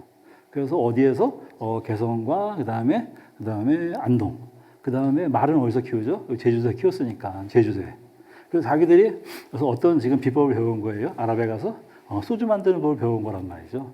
그래서 개성에다가 그 비법을 전수해 준 거죠. 야, 소주 이렇게 만든다. 그래서 개성에서 만든 소주를 뭐라고 하냐면 아락주라 그래요. 그래서 지금 여기 보시면은 저기 지금 나주배 아락이라고 돼 있죠. 개성 소주를 아락주라고 합니다. 아까 아랍에서도 아라크라고 했다 그랬죠. 그리고 안동에서는 그냥 안동 소주라고 합니다.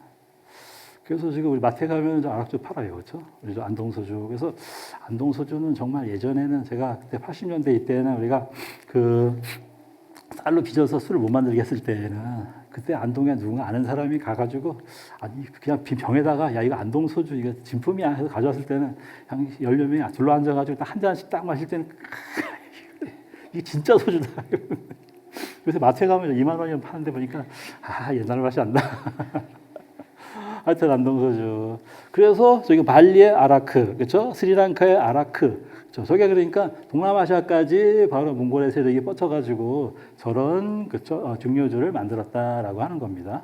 그리고 현재 우리가 쓰는 참소주는 뭐냐, 참미소 소주는 뭐냐? 저 소주는 그러니까 증류식도 아니고 그다음에 발효도 아니고 우리가 희석식입니다. 그래서 원액을 정부에서 만들고 그 원액을 각 소주 회사에 나눠주면 소주 회사에서 향신료를 타가지고 조금씩 맛이 달라지는 거예요. 근데 원액은 똑같습니다. 그래서 희석식이라고 하는 거예요. 만듭니다. 그러니까 대체적으로 저기 그림에 나온 것처럼 소주골이라고 하는 데가 밑에다가 이제 탁주나 청주를 넣고 막 끓이고 그것이 이제 증류가 되어서 위에 붙어서 찬 물에 닿으면은 이것이 이제 방울방울 떨어지는 거예요. 그렇죠? 그래서 이름이 참 잘 지어진 거죠. 참이슬.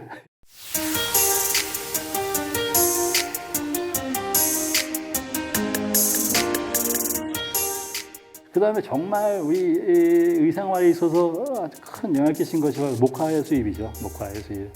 그러니까 그 전까지만 하더라도 양반들은 비단옷이나 그 다음에 배옷을 입는 거죠. 삼배옷을 입는 거죠. 그 비단옷은 근데 지금 요새 같으면 비단옷이 냄새나고 무겁고 그냥 빨기도 힘들고 그런데 그때는 정말 돈 있는 사람들만 해 입는 겁니다. 그래서 실크로드라고 할 때 그 실크가 제일 비쌀 때에는 그 금값이랑 같이 매겼다라고 해요. 그래서 유명한 사람 가운데 한 사람이 그 시저가 특히 그 비단옷을 즐겨 입었다라고 합니다. 그래서 로마의 귀족들이 그 시오는 아람이의 그 로마인 이야기가 나와요. 거기 보면은 중국에서 비단을 너무 많이 수입해와가지고 이 로마 경제가 이거 큰일 났다 그런 얘기가 나와요. 근데 저 배는 요새 같으면 굉장히 비싼데 저건 너무 그냥 구멍이 숭숭 뚫려가지고 겨울에 못 견디죠. 그래서 이제 저거 보면은 저 삼배옷 일반인들은 비단옷을 못 입으니까 배옷을 계속 껴입고 중간에 무슨 이렇게 종이를 끼고 그냥 계속해서 겨우겨우 지났다고 하는데 저 목화로 바로 이제 면직물이 만들어지면서 정말 의생활에 혁명적이었다라고 할 수 있죠. 그래서 우리가 서양에서는 바로 여기 나오는 것처럼 이제 모직이죠, 그렇죠? 양의 털을 깎아서 만든 옷들. 그래서 저 면화의 원산지는 되게 이제 인도다라고 할 수 있는 거죠. 그래서 이것이 왜 중요하냐면은 결국은 이걸 가지고서 영국의 이제 산업혁명에 성공하는 주요한 바로 이제 제품이 됐다라고 할 수 있습니다. 그래서 우리가 영어의 코튼, 큐튼 저기 다 아랍어에서 왔다. 아랍 사람들이 전했으니까요.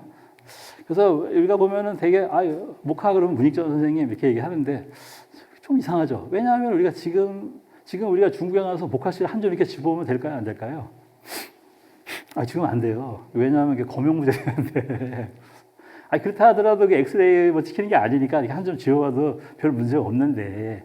그 옛날 송나라하고 고려시대 때에 문점이 이제 오는데 거기서 무슨 검색을 뭘 하겠냐란 말이죠. 손 다 털어버린 것도 아닌데 그거를 뭐 몇 알만 부스컵에 넣어가지고 왔다는 게 한 10알 정도를 그럴 리가 없다는 거죠. 그게. 그래서 그 이야기는 아마도 저 물전 선생님이 극적으로 좀 이게 이야기를 포장하기 위해서 그랬을 거다. 아마 딥다 가져왔을 거다. 그런데 바로 가지고 돌아와서 자기 장인한테 친척들한테 나눠서 한번 싹쓸이 튀어봐라. 왜냐면 번식을 시켜야 되니까. 근데 쉽지 않은 거죠. 왜냐하면 목화가 열대 식물이니까 고려에서는 잘 안 크는 거예요. 근데 장인이 정천익이라고 하는 장인이 그것을 3년 만에 이제 증식에 성공을 해서 동네 사람 다 나눠주고 이제 목화밭이 형성이 됐다라고 하는 거죠. 그래서 우리가 일반적으로 바로 문익전 선생이 목화를 들여오면서부터 이제 우리가 면직 의류를 이제 입기 시작했다라고 하지만 실제로 거기 보시면은 부여 능산리에서 저 목화 저 유적이 발견이 됐어요. 그러니까 삼국시대 때에도 이제 면직 제품은 있긴 있었다. 그런데 이제 고려 말 원나라에 갔던 문익전 선생이 이제 그 목화실을 가지고 들어오면서부터 이제 일반화가 됐다라고 봐야 한다는 거예요. 그리고 나서는 그의 또 가족들이 또 아주 물레인데 돌리는 거, 실 짜는 거, 그다음에 옷감 짜는 거 이런 걸 개발을 해서 면직 산업이 발전했다라고 하는 거죠. 그래서도 이게 저기 손자죠? 그 물레. 그래서 우리가 저걸 물레라고 부르는 이유 중에 하나가 손자가 저걸 발명했다라고 해서 이제 물레가 된 거고. 그 다음에 또 우리가 여기 2호선 타고 가다 보면은 물레역이 있는데 거기에 바로 방직 공장이 많았다고 해요. 그래서 거기가 이제 물레역이 됐다라고 하는 거죠. 그런데 그것을 물레가 처음부터 다 발명했겠냐? 그거는 아니라는 거죠. 이 진작에 중국에 그 물레가 있었는데 그걸 들여와서 아마 또 변형해서 개발했을 거다라고 볼 수 있습니다. 정말 저 변화가 일반화했다라고 하는 건 일반 백성들에게 있어서 정말 축복이었다라고 할 수 있습니다. 그 다음에 또 하나 우리 식생활 가운데에서 이 곰탕과 설렁탕 그렇죠. 그래서 이제 우리 외국인들이 한국에 오면은 제일 놀라는 것 중에 하나가 이 곰탕, 한국 사람들 별거 다 먹는다는 걸 알고 있었지만 여기 곰도 끓여 먹나 보다. 스프 오브 배어탕을 만들어 먹네. 근데 이제 곰 한다는 게 고다라고 하는 뜻도 있기도 하고, 그 다음에 이게 이제 맹물에다가 고기를 넣어서 끓인다라고 해서 그 한자는 이제 공탕. 이제 공탕이었다고 해서 공탕에서 왔다는 말도 있고, 그 다음에 또 이게 우리말 가운데 고음이라고 하는 게 그 기름진 걸 고음이라고도 한대요. 그래서 기름이 잔뜩 있는 탕이다 해서 곰탕이다 하고, 또는 우리가 일반적으로 아는 것처럼 이거 고기나 뼈를 넣고 한창 이제 고운다라고 해서 곰탕이라고도 하고. 그렇죠. 그 다음에 또 제가 예전에는 잘 구분이 안 가죠. 곰탕하고 설렁탕하고 뭐냐. 곰탕은 대개 이제 고기를 넣고 끓이는 건 곰탕. 그다음에 뼈를 넣고 끓이는 건 설렁탕이라고 합니다. 하여튼 이런 탕 만드는 거. 왜냐하면 몽골족들이 여기 보시면은 이제 기마병들이 있는데 말 막 타고 가다가 저 딱 내려가지고 여기서 이제 밥 먹자라고 할 때 저게 이제 그 신라 시대 때 기마 토용이거든요. 근데 기사가 앉아 있고 그 뒤에 뭔가 그렇죠 그릇 같은 게 있죠. 저게 바로 코펠이라고 합니다. 냄비라고 한다. 그래서 저걸 동복이라고 해요. 동복. 그래서 동복 올려놓고 물 넣고 거기에 풀 좀 뜯어가지고 설렁설렁 끓인 다음에 그래서 고기들 이렇게 데쳐가지고 뭐죠? 우리 샤브샤브 해먹는 것처럼 우리가 지금 중국 사람들이 먹는 이제 부어거나 일본 사람이 먹는 냄비 요리 있죠. 나베 요리 같은 것들 저런 것들이 다 몽골족들이 전해준 거다라고 하는 거죠. 그 다음에 몽골에서 온 우리 풍습과 단어들 보면은 그렇죠. 이게 연지, 곤지, 족두리, 하루방, 그 다음에 두루마기, 그 다음에 선앙당 이런 것들 다 몽골에서 왔다라고 합니다.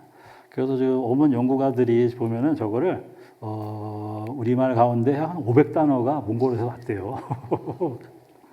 대표적인 게 아가씨, 마마, 수리, 무수리, 사돈, 그다음에 특히 시치미는 많이 들어보셨죠. 그래서 몽골 사람들이 어떤 취미가 있었냐면은 매사냥이 취미였다는 거예요. 근데 이제 매가 지금 보면은 잠시 이제 정신을 놔가지고 이 집에 떨어져야 되는데 딴 집에 가 떨어지는 경우가 있어. 그러면은 우리 매가 아닌데 저기 떨어졌네? 그러면 제일 먼저 뭘 해야 될까요?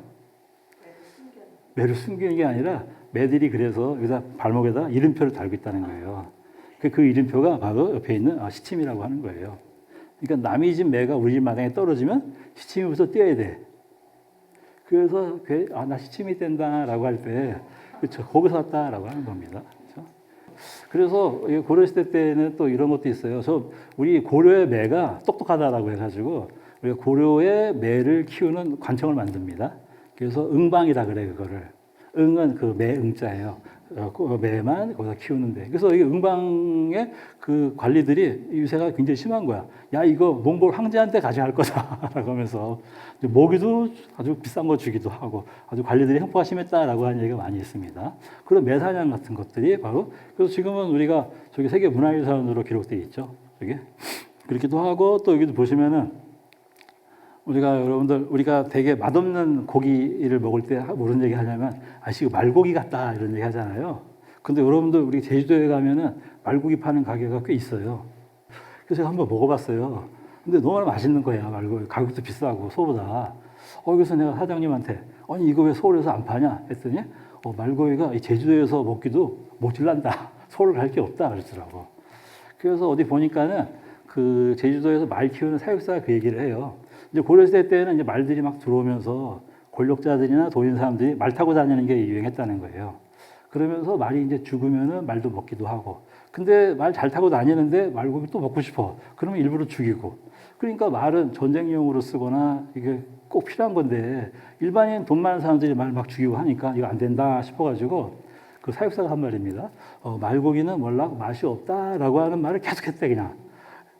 그래서 일반적으로 말이 비싸기도 했지만 말고기는 맛없는 말, 질긴 고기 이게 이제 일반화가 됐다고 해요. 제주도 가시면은 한번 거기 말고기 파는 데 이렇게 있으니까 제가 뭐 특별히 후원을 받은 건 아닙니다. 말고기 맛있습니다.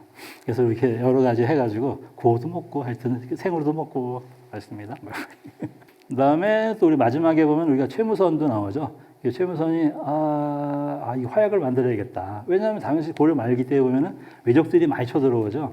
그리고 이제 북쪽에서는 또 여진족들이 막 쳐들어오고 그래서 우리도 화약 무기를 개발해야겠다라고 해서 최무선이 이거 그냥 생판으로 그냥 만들 수는 없으니까 그래서 병란도에서 원나라에서 오는 상인들 가운데에서 누구 화약 만들 줄 아는 사람 없어라고 계속 수소문을 하면서 그래서 노하우를 쌓고 쌓아서 화약 무기를 만들고 이 화약 무기를 만든 거를 또 대포를 만들고 그리고 세계 최초로 이 화포를 배에다 실어서 최초로 이제 함대에다가 바로 화약 무기를 실어서 외적들 물리치는데 아주 큰 공을 세웠다라고 하는 얘기가 있습니다. 그래서 이 화약이라고 하는 것들이 우리가 중국의 4대 발명품 가운데에서 이게 가장 중요한 거라고 할 수 있어요. 아까 말씀드린 것처럼 종이나 그다음에 인쇄소를 통해서 학문과 기술, 과학 기술이 발전을 하고 그다음에 산업이 일어나고 그다음에 그 물건을 팔기 위해서 여러 대륙을 다니면서 그다음에 물건도 팔고 하면서 나침반이 필요했고 또 현재 갔더니 원주민들이 있는데 그 원주민들을 이제 화약 무기로 제압하고 결국은 이 세계가 발전하는 데 있어서 중요한 역할을 했던 게 바로 화약 무기라고 할 수 있습니다. 그래서 또는 우리가 마지막으로 보면은 우리가 화약이라고 할 때에도 보면은 저 말이 좀 이상하죠. 불나는 약이라고 하네? 아니 이거 먹고 무슨 병 나는 것도 아닌데. 그래서 원래 중국에서는 뭘 만들다가 이게 부산물로 만들어진 거냐 하면은 불로장생약을 만들기 위해서 이리저리 약을 막 만들기 시작한 거예요. 그러다 어느 순간에 이 불나는 약이네 했던 것이 이제 화약이 됐다라고 합니다. 그 대신에 이게 어느 시대 때 누가 딱 만들었다라고 하는 건 밝혀지지 않았어요. 대체로 한 10세기 이즈음에 와서 이게 터트리면 큰 이제 힘을 발휘하고 그다음에 무기를 만들기 시작한 거는 송나라 때부터다라고 하는 거죠. 이제 그런 의미에서 보면은 서양 사람들에 있어서의 이런 화학의 발전은 화학의 발전을 이룰 수 있었던 사람들은 누구라고 하냐면은 되게 그쵸. 연금술사들 그렇죠. 연금하니까 그래서 유럽에는 금이 많이 나지 않는다고 해요. 그래서 우리가 금이 어디서 많이 날까요? 아프리카에서 금이 많이 난다. 그래서 처음에 유럽 사람들은 아마 이 햇빛을 많이 받아가지고 이 하나님의 은혜를 받아가지고 그게 노란 금이 여기 생기나 보다. 그래서 아프리카에 금이 나려다 이 생각을 했다는 거예요. 그러면서 금을 한번 만들어 보자라고 해가지고 연금술사들이 그래서 연금했다는 말이 이제 금을 재련한다는 뜻이에요. 근데 중국 사람들은 저 연단술이라고 해서 저 단자는 바로 불로장생의 단약을 만드는 거예요. 그래서 다 연간술과 연금술이 바로 동서양의 이제 화학의 발전을 이끌었다라고 하죠. 그래서 결국은 이제 서양에서의 그런 연금술사들이 이 금은 이게 못 만드는 거구나라고 하면서 그 연금술사들이 뭘 만들기 시작하냐면은 도자기를 만들어요. 어차피 그것도 뭔가 이렇게 화학적인 반응을 통해서 만드는 거기 때문에. 그래서 맨 왼편에 나온 그 그림이 바로 그 불로장생의 정말 진심이었던 분이 누구죠? 바로 이제 진시황제라고 할 수 있습니다.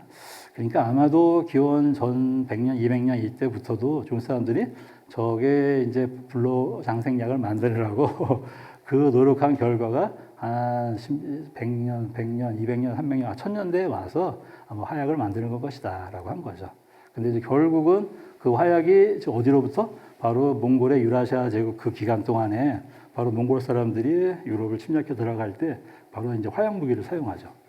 왜냐하면은 우리가 옛날 봉건 시대 때는 싸우다가 우리가 상대가 안 되네 그러면은 우리 성 안에 들어가서 그냥 농성전을 벌이면 되죠.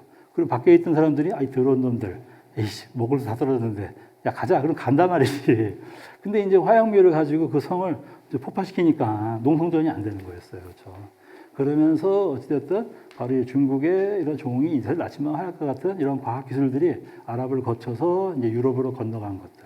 이것이 바로 이제 유럽의 근대 산업혁명을 이끈 중요한 원인이 됐다라고 얘기를 하는 거죠. 그래서 결국은 이런 시대는 이제 언제 와서 이제 마무리가 되냐 하면은 우리가 이제 공민왕 때. 그래서 이제 원나라가 이제 힘이 다 빠진 걸 이제 알게 된 거예요.